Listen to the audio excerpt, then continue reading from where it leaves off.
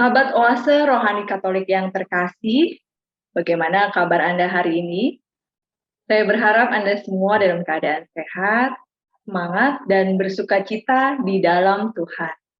Senang sekali saya, Angela Puri, dapat mengunjungi Anda dalam acara Oase Rohani Katolik edisi hari ini.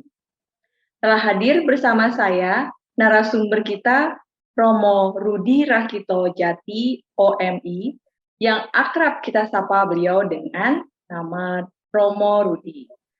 Ya, Romo Rudi, bagaimana kabarnya Romo? Kabarnya hari ini sehat. Puji Tuhan. Haleluya. Bagaimana aktivitasnya Romo? Lancar? Lancar dan mulai keluar dari suasana pandemi sehingga keadaan juga lebih meriah, lebih banyak aktivitas di sekitar gereja atau paroki. Begitu. Iya. Baik Romo, kita langsung mulai acara kita ya Romo. Sahabat Oase Rohani Katolik yang terkasih, sebelum kita mulai acara kita, mari kita berdoa, doa pembukaan terlebih dahulu yang dipimpin oleh Romo Rudi. Baik teman-teman sekalian, para sahabat Oase Rohani, dimanapun Anda berada, mari kita mengawali perjumpaan hari ini di dalam doa bersama. Di dalam nama Bapa dan Putra dan Roh Kudus. Amin. Amin. Allah Bapa yang Maha Baik, kami bersyukur atas hari baru yang Kau anugerahkan kepada kami semua. Pada hari ini bersama seluruh gereja, kami memperingati Santo Simon Zelot dan Yudas Tadius. Sudilah Engkau membuka hati dan pikiran kami, sehingga kami dimampukan memahami sabda-sabdamu di dalam bacaan maupun Injil pada hari ini. Dan kami juga belajar dari dua di antara Rasul putramu Yesus itu. Sudilah Engkau memberkati kehidupan kami pada hari ini. Semoga kami semua memperoleh semangat dan juga menjadi berkat bagi orang-orang di sekitar kami, keluarga, lingkungan sekolah, maupun lingkungan tempat pekerjaan kami. Dimuliakanlah Engkau ya Tuhan, kini dan sepanjang masa. Amin. Amin. Dalam nama Bapa dan Putra dan Roh Kudus. Amin. Amin. Sahabat Oase Rohani Katolik yang terkasih, hari ini merupakan hari pesta Santo Simon dan Yudas Rasul. Bacaan hari ini diambil dari surat Rasul Paulus kepada jemaat di Efesus. Bab 2 ayat 19 sampai 22. Saudara-saudara, kamu bukan lagi orang asing dan pendatang, melainkan sewarga dengan orang kudus dan anggota keluarga Allah. Kamu dibangun di atas dasar para rasul dan para nabi, dengan Kristus Yesus sebagai batu penjuru. Di atas Dia tumbuhlah seluruh bangunan yang tersusun rapi menjadi bait Allah yang kudus dalam Tuhan. Di atas Dia pula kamu turut dibangun menjadi tempat kediaman Allah dalam Roh. Demikianlah sabda Tuhan. Syukur kepada Allah. Mazmur tanggapan dengan refren. Di seluruh dunia bergemalah suara mereka.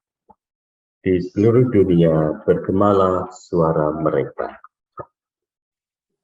Langit menceritakan kemuliaan Allah, dan cakrawala memberitakan karya tangannya. Hari yang satu mengisahkan kepada hari yang lain dan malam yang satu menyampaikan pengetahuannya kepada malam berikut. Di seluruh bumi bergemalah suara mereka.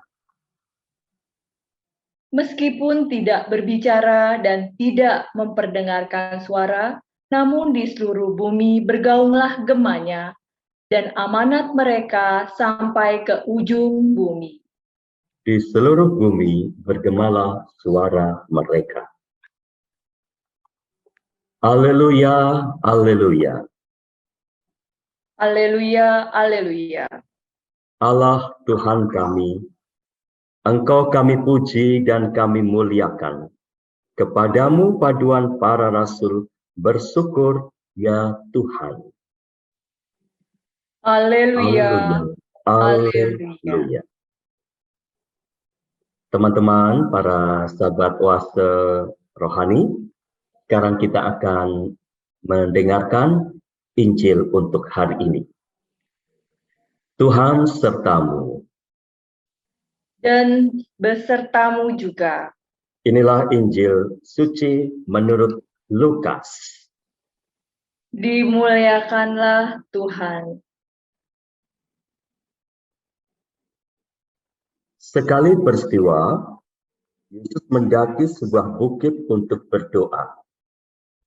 Semalam-malaman dia berdoa kepada Allah. Keesokan harinya, ketika hari siang, dia memanggil murid-muridnya, lalu memilih dari antara mereka 12 orang yang disebutnya rasul. Mereka itu ialah Simon, yang juga diberinya nama Petrus, Andreas, saudara Simon, Yohanes dan Yakobus, Filipus dan Bartolomeus, Matius dan Thomas, Yakobus anak Alfeus, dan Simon yang disebut orang Zelot, Yudas anak Yakobus, dan Yudas Iskariot yang kemudian menjadi pengkhianat. Lalu Yesus turun bersama mereka dan berhenti pada suatu tempat yang datar. Di situ berkumpul sejumlah besar dari murid-muridnya dan banyak orang lain yang datang dari seluruh Yudea dan dari Yerusalem, dari daerah pantai Tirus dan Sidon. Mereka datang untuk mendengarkan dia dan untuk disembuhkan dari penyakit mereka. Juga mereka yang dirasuk oleh roh-roh jahat beroleh kesembuhan. Dan orang banyak itu berusaha menjamah dia, karena daripadanya keluar suatu kuasa, dan semua orang itu disembuhkannya. Demikianlah sabda Tuhan. Terpujilah Kristus. Sahabat Oase Rohani Katolik yang terkasih, mari kita dengarkan bersama permenungan yang akan disampaikan oleh Romo Rudi. Ya, Romo Rudi, pada kesempatan hari ini, inspirasi apakah yang Romo ingin sampaikan? Ya, Mbak Puri, ada beberapa hal yang menarik dari Injil hari ini khususnya. Hal pertama yang menarik adalah tadi dikatakan di dalam Injil itu bahwa Yesus semalam-malaman berdoa. Yesus berdoanya lama. Itu menarik. Yesus kan Tuhan. Tuhan kok berdoa? Berdoanya lama lagi. Tuhan saja berdoa. Nah, doanya ini rupanya dalam rangka berdiskusi dengan Bapaknya tentang siapa yang akan menjadi partner atau rekan kerja Tuhan Yesus di dalam misi, di dalam perutusannya. Yesus sedang menseleksi dari sekian banyak murid, mau dicari 12 orang yang terbaik. Jadi dari Injil hari ini, teman-teman pecinta oase rohani, kita belajar atau melihat salah satu tujuan kita berdoa. Sebetulnya ada banyak tujuan orang untuk berdoa. Dan kita melihat dalam Injil hari ini, dalam contoh yang diberikan oleh Tuhan Yesus sendiri, tujuan berdoa adalah untuk atau dalam rangka membuat keputusan yang besar di dalam hidup. Dalam doa dengan tujuan ini, kita bersama Allah melihat suatu masalah dari berbagai sudut. Dan setelah itu, mohon restu Allah. Teman-teman, para pecinta oase rohani, apakah ada jaminan bahwa keputusan yang kita buat pasti tepat? Memang belum tentu juga. Apalagi keputusan yang terkait dengan orang, dengan diri seseorang. Seseorang itu berbeda dengan benda mati. Yang namanya seseorang bisa berubah juga dalam perjalanan hidupnya. Seseorang bukan hanya mempunyai pikiran, tetapi dia juga, kita semua tahu, mempunyai kebebasan. Lain halnya dengan bidak-bidak catur. Kalau bidak-bidak catur, mereka bergerak atau tidak tergantung dari jari si pemain catur. Kalau orang bukan hanya tergantung dari saya, tapi juga tergantung dari dirinya, juga mungkin tergantung dari keadaan di sekitarnya. Meskipun demikian, keputusan yang dilandasi oleh doa adalah keputusan yang terbaik yang bisa dibuat pada suatu saat. Semoga juga akan sungguh baik pada hari-hari yang akan datang. Nah, itu salah satu pesan yang saya lihat, Mbak, dari Injil hari ini. Iya, baik Romo. Berarti ini para murid dipilih itu berdasarkan dari doa ya Romo ya, dasar pemilihan para murid ini. Berarti di sini kita juga sebaiknya dalam melakukan keputusan maupun dalam bertindak pun sebaiknya juga didahului dengan doa itu sendiri ya Romo ya. Betul, betul. Karena ketika kita berdoa, kita menjadi sadar bahwa keputusan saya ini juga keputusan yang bisa dipertanggungjawabkan di depan Tuhan. Keputusan ini menentukan juga bukan hanya kebaikan orang lain, tetapi juga kebaikan kita di depan Tuhan. Nah, itu sebabnya doa menjadi hal yang tidak boleh dilupakan ketika di dalam hidup kita, kita harus membuat keputusan-keputusan yang besar atau lumayan besar. Begitu. Iya Romo. Lalu bagaimana Romo kalau misalnya seandainya kita salah ambil keputusan, itu bagaimana ya Romo ya?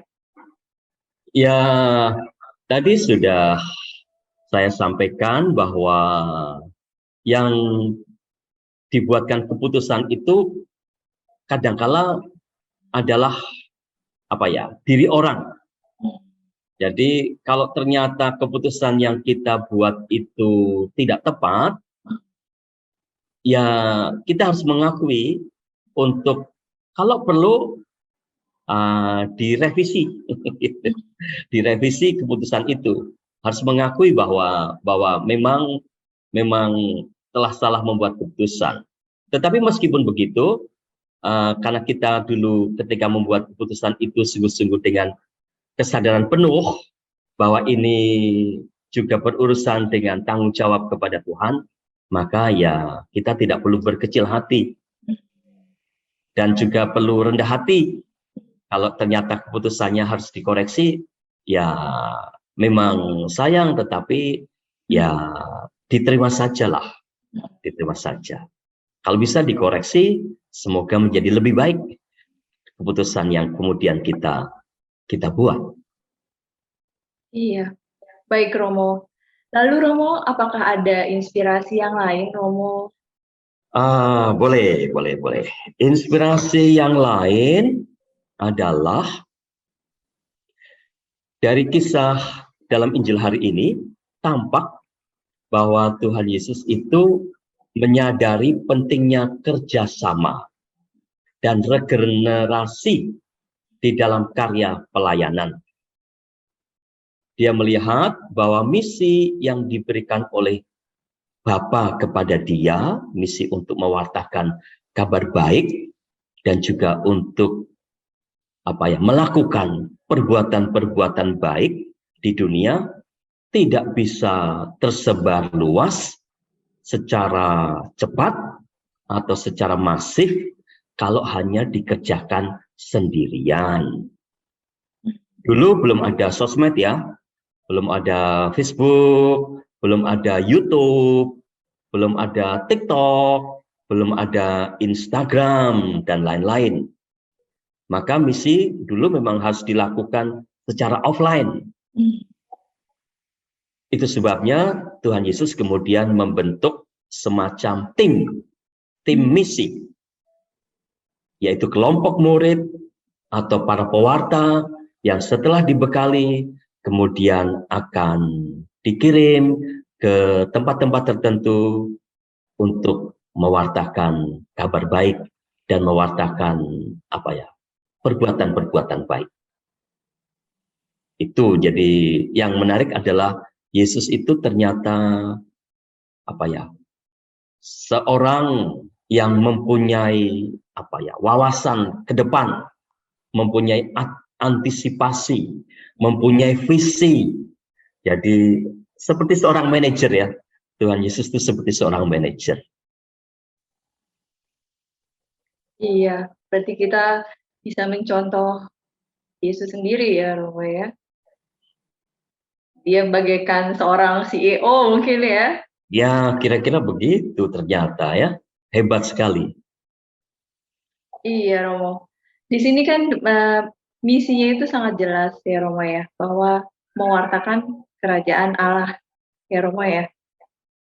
Nah, Romo, bedanya dulu sama sekarang itu kan teknologinya udah semakin maju, semakin baik gitu, Romo.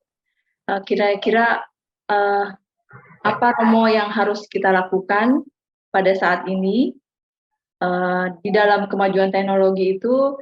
Kira-kira kita harus membawa pewartaan yang seperti apa, Romo? Apa Romo ada kiat-kiat atau mungkin saran-saran gitu? Ya, perkembangan zaman memang sungguh-sungguh menantang kita. Gereja mempunyai istilah evangelisasi baru. Jadi cara-cara mewartakan kabar baik secara baru. Nah, kita memang tidak bisa hanya mengandalkan pewartaan yang sifatnya online, sifatnya offline, perjumpaan begitu ya. Tetapi juga ditantang untuk mampu menggunakan hasil-hasil kemajuan media komunikasi pada zaman ini untuk pewartaan.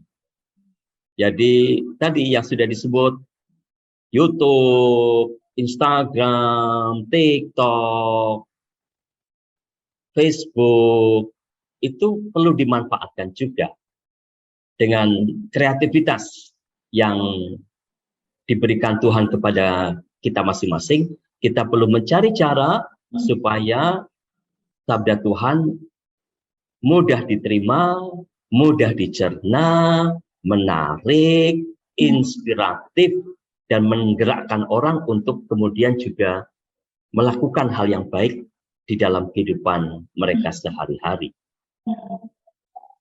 Kalau saya, Mbak, saya itu sudah 25 tahun menjadi Romo, bisa dikatakan 15 tahun pertama, kalau saya itu mewartakan sabda Tuhan, itu saya biasanya memanfaatkan cerita-cerita bermakna. Itu 15 tahun pertama.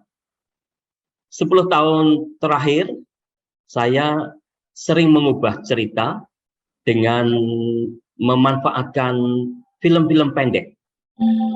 Jadi kalau orang mendengarkan pewartaan, supaya pewartaannya mudah diingat, supaya pewartaannya menarik, saya akan tambahkan film-film pendek, sehingga orang pulang ingat filmnya, dia sudah bercerita tentang filmnya, dan kalau ingat filmnya, dia juga akan ingat pesannya dari sabda Tuhan yang diwartakan.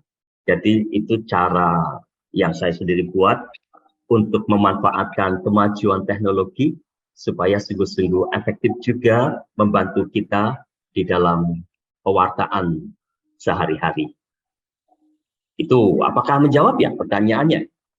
Iya, Romo. Berarti ini kita bisa menemukan Tuhan di dalam segala sesuatu, maupun di dalam konten-konten medsos. Kita menemukan Tuhan, menemukan cinta, mungkin menemukan kasih itu sendiri ya, Romo ya. Betul, betul. Nah, berarti kita ini sebagai para kreator medsos pun juga harus berpikir bahwa bagaimana caranya untuk membawa para pembaca untuk menemukan Tuhan, menemukan kebaikan, menemukan nilai positif di dalamnya mungkin ya, Romo ya. Betul sekali, betul sekali. Iya, Romo. Romo, kita kan sebentar lagi akan jeda dulu nih, Romo. Romo, apakah ada beberapa kesimpulan dari sesi pertama ini, Romo? Baik, kesimpulan kalau bisa dibuat adalah yang pertama, teman-teman para pecinta oase rohani, hal pertama yang perlu disadari adalah doa.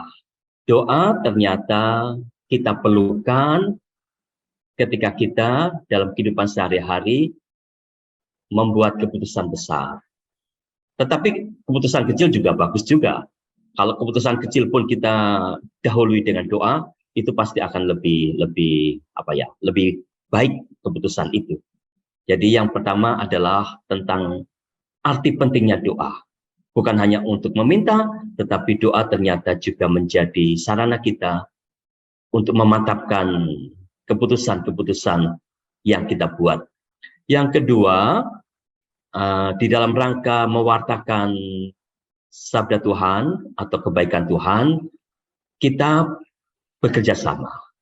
Kalau kita kerjakan sendiri, biasanya malah kurang efektif. Tetapi kalau kita bekerja sama, melibatkan banyak teman, akan jauh lebih berdaya guna, lebih berdaya pikat, lebih menarik juga. Iya, baik Romo. Kita akhiri dulu sesi pertama ini ya, Romo ya. Setuju. Sahabat Oase Rohani Katolik yang terkasih, jangan kemana-mana. Kita jeda dulu sebentar, nanti kita lanjutkan lagi di sesi yang kedua.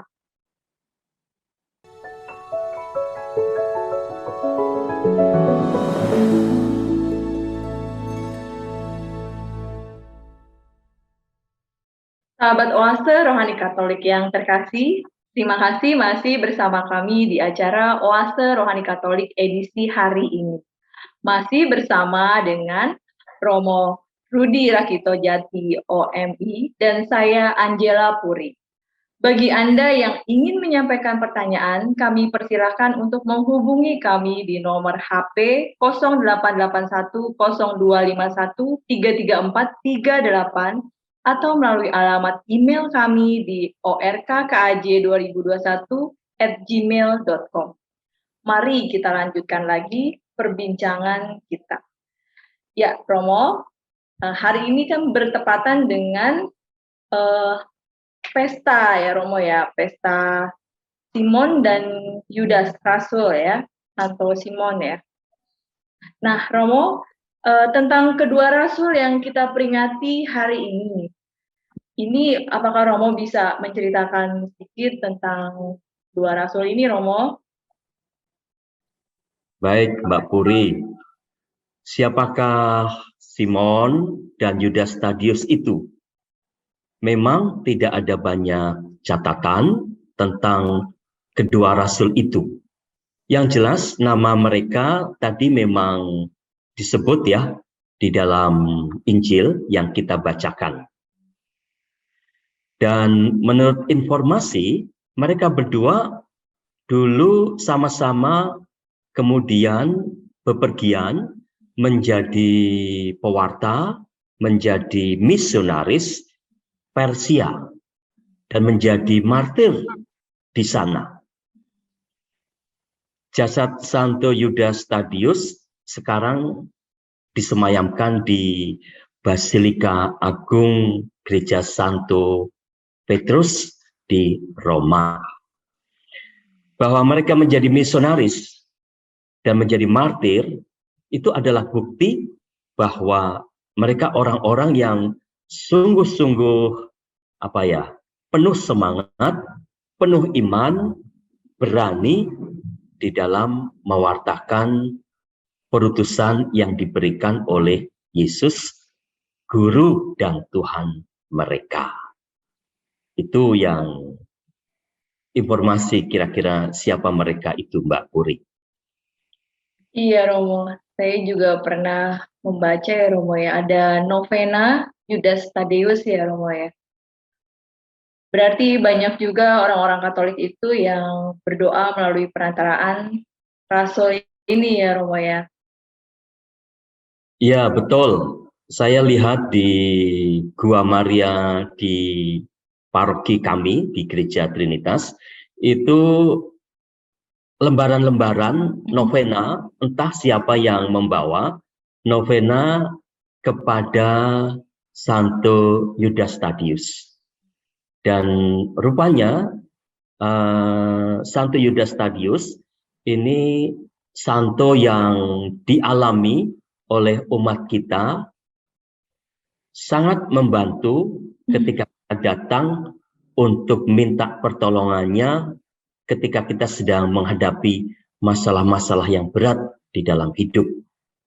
Jadi bahwa banyak lembaran yang terletak di sana, itu artinya banyak orang yang memang sudah merasa dibantu oleh Santo Yudas Tadius itu.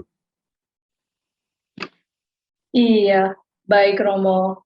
Lalu Romo, bagaimana Romo kedua rasul tersebut ini dapat menginspirasi untuk masa kini Romo, terutama untuk kaum muda gitu Romo. Ya, kalau memperhatikan mereka adalah rasul yang penuh semangat, kita sebagai orang muda juga dipanggil untuk memiliki semangat yang kurang lebih sama di dalam mewartakan kabar baik. Nah, mungkin pertanyaannya adalah apa yang bisa kita lakukan? Kedua rasul itu dulu kan pergi menjadi misionaris, jalan kaki atau mungkin kadang-kala juga pasti naik kapal menuju ke tempat-tempat tertentu. Jadi mereka mewartakan secara offline. Nah, kalau kita pada masa ini, kita mempunyai lebih banyak sarana. Kalau kita ingin mewartakan. Kalau kita tidak bisa mewartakan secara offline, kita juga bisa menggunakan sarana-sarana kemajuan zaman itu yang tadi sudah kita singgung, TikTok ataupun Instagram atau YouTube untuk ikut mewartakan. Mbak Puri, sekitar 4 hari yang lalu saya tiba-tiba tertarik melihat sebuah TikTok. TikTok yang ketika saya buka, yang ada di sana adalah seorang anak kecil. Mungkin umurnya saya sangka di bawah 5 tahun. Dan di dalam TikTok itu, sang anak itu ditanya oleh bapaknya, sebutkan malaikat-malaikat di dalam Al-Quran. Ternyata ada 10 malaikat. Dan anak kecil itu bisa menjawab, bisa menyebutkan dengan baik nama-nama malaikat itu. Nah, itu kan sesuatu yang kelihatannya sederhana ya. Tetapi ternyata seorang anak bisa mewartakan ajaran agamanya kepada teman-temannya melalui hal-hal yang kelihatannya sangat sangat simpel itu. Nah, saya kemudian berpikir, memangnya kita tidak bisa buat yang sama.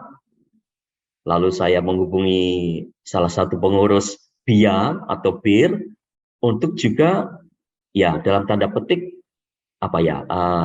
meniru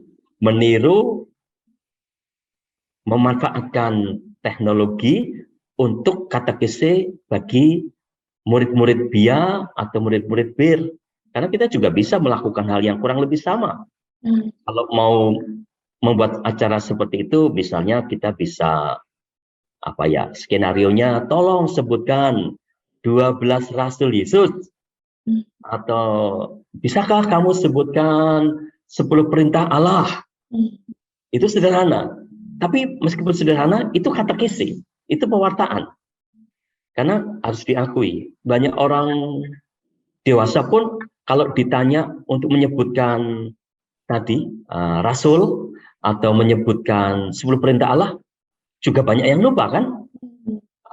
Maka kita bisa kemudian ya meniru para rasul dengan semangatnya itu untuk ikut pewartaan menurut cara-cara yang bisa kita lakukan pada masa kini. Saya berharap bahwa para guru, orang tua akan mendorong putra-putri mereka untuk memanfaatkan kemajuan-kemajuan teknologi itu bukan hanya untuk senang-senang, untuk nyanyi-nyanyi, atau untuk bercanda, tetapi juga untuk sesuatu yang sifatnya pewartaan seperti itu. Iya, Romo. Mungkin ini hal yang sederhana yang bisa kita bagikan salah satunya ya. Lalu Romo, hari ini bertepatan dengan peringatan Hari Sumpah Pemuda, Romo. Nah, Romo, apakah ada inspirasi, Romo? Oh iya ya, hari ini tanggal 28 kita juga memperingati Sumpah Pemuda. Kalau 2022 dikurangi 28, itu artinya sekarang kita memperingati peringatan Sumpah Pemuda yang ke-94 ya, ke-94. Nah, kalau kita ingat dalam sejarah 94 tahun yang lalu, pada tanggal 27 dan 28 Oktober 1928, para pemuda berkumpul, lalu mereka mereka merumuskan tekad bersama untuk menjadi pelopor persatuan. Satu nusa, satu bangsa, satu bahasa. Dan peristiwa tahun 28 itu pasti ikut memberikan dampak, memberikan tambahan energi, sehingga pada akhirnya tahun 1945 bangsa kita meraih kemerdekaan. Apa yang mau saya katakan adalah para pemuda tahun 28 itu juga penuh semangat. Kedua rasul yang kita peringati hari ini juga penuh semangat. Maka kita bisa mengkombinasikan semangat mereka itu untuk kita. Dari dua rasul yang kita peringati hari ini, maupun dari peristiwa 28 Oktober 1928 itu, sebetulnya kita mempunyai, katakanlah sekarang, inspirasi untuk memiliki semangat mencintai gereja, sekaligus mencintai bangsa ini.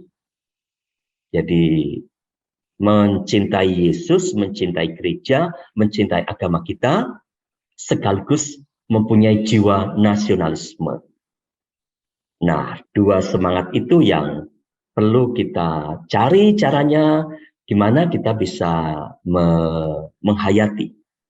Saya sih cenderungnya ingin mengatakan ini, Mbak Puri, kepada teman-teman kita, kaum remaja dan kaum muda, yaitu ayo keluar dari rumah.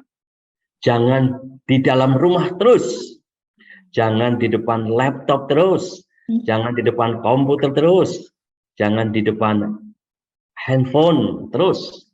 Tetapi keluar dari rumah untuk bertemu dengan teman-teman, untuk bergabung di dalam berbagai kegiatan, kegiatan seni, kegiatan kelompok olahraga. Tujuannya apa? Tujuannya tadi supaya kita bertemu dengan teman-teman sebaya, supaya kita mendapat lebih banyak teman, juga supaya kita bergerak. Karena kalau kita bergerak, kita jadi lebih sehat juga ya.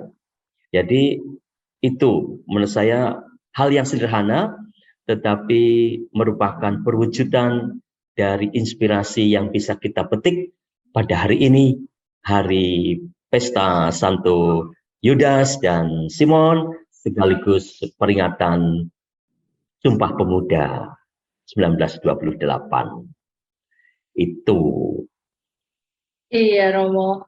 Ini rupanya pandemi sudah berakhir, sekarang endemi, dan mari kita terus berkarya, terus membangun dalam semangat persatuan itu sendiri ya, Romo. Iya, Romo. Namun, Romo, ini rupanya sayang sekali waktu juga yang membatasi kita, Romo. Nah, kita akhiri acara kita ini, Romo, dengan doa penutup dan mohon berkat melalui Romo. Baik, terima kasih. Sepertinya baru bicara singkat ya, ternyata waktunya sudah selesai. Baik, teman-teman, para pecinta oase rohani, kita baru saja bersama-sama sharing berdasarkan sabda Tuhan pada hari ini. Semoga sharing ini akan menjadi inspirasi, menyemangati hari kita hari ini dan hari kita hari-hari yang akan datang. Nah, kita akan mengakhiri perjumpaan hari ini dengan berdoa, lalu mohon berkat Tuhan. Saya mempunyai di tangan saya, Mbak Puri, ini kelihatan nggak? Ini salib lumayan besar. Salib ini adalah tanda bahwa seseorang sudah mengucapkan kaul kekal di dalam kongregasi OMI. Dan saya biasanya memakai salib ini ketika memberikan berkat kepada siapa saja ketika kita berdoa. Maka nanti saya akan memberkati dengan cara yang biasa saya lakukan. Baik, mari kita berdoa bersama, saudara-saudari. Di dalam nama Bapa dan Putra dan Roh Kudus. Amin. Allah Bapa yang Maha Baik, kami bersyukur pada hari ini Engkau telah membuka hati kami untuk memetik sabda dari bacaan pada hari ini. Pada hari ini ketika kami memperingati dua rasul putramu Yesus, yaitu Santo Simon Selot dan Yudas Tadius, kami menerima banyak inspirasi yang kiranya akan memberikan semangat kepada kami juga untuk menjadi pewarta misionaris masa kini, sekaligus menjadi orang-orang muda yang mencintai bangsa ini. Bapa, kami mohon kepadamu, sudilah Engkau memberkati segala niat baik yang ada pada kami untuk ambil bagian di dalam mencintai gereja dan mencintai bangsa ini. Sudilah juga Engkau memberkati kehidupan kami pada hari ini, memberkati pekerjaan, dan memberkati orang-orang yang akan kami jumpai pada hari ini. Dimuliakanlah Engkau ya Tuhan, kini dan sepanjang masa. Amin. Amin. Sekarang marilah kita siapkan diri kita untuk menerima berkat Tuhan. Tuhan sertamu.